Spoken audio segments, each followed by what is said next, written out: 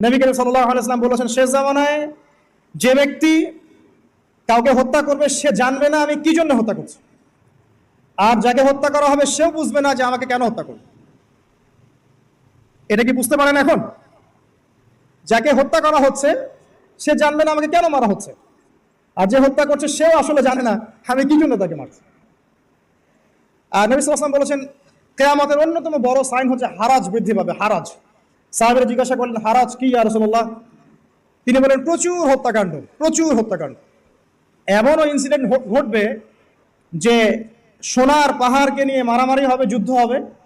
যেই সোনার পাহাড় বের হবে ইউফ্রেটিস নদীর ভিতর থেকে, যেখান থেকে কয়দিন আগে একটা শহর বের হয়েছে আর কি। এই কয়দিন আগে দেখবেন ইরাকের ওই নদীর নিচ থেকে একটা শহর বের হয়েছে, যেটা অনেক 3000 বছর আগের শহর, এখন বের হয়েছে। আল্লাহ ভালো জানেন, এভাবে হয়তো বা সোনার পাহাড়ও বের হবে, আল্লাহু আলাম। আল্লাহ ভালো জানেন, আমরা জানি না কবে হবে, আমরা জানি না।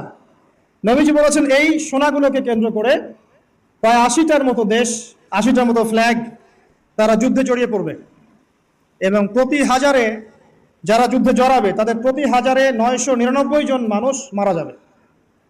নবীজি মুসলিমদেরকে বলেছেন, মুসলিমরা যেন ওই সোনাতে টাচ না করে, ওটা হাত দিয়ে ছুঁয়েও না দেখে, এখান থেকে যেন দূরে থাকে।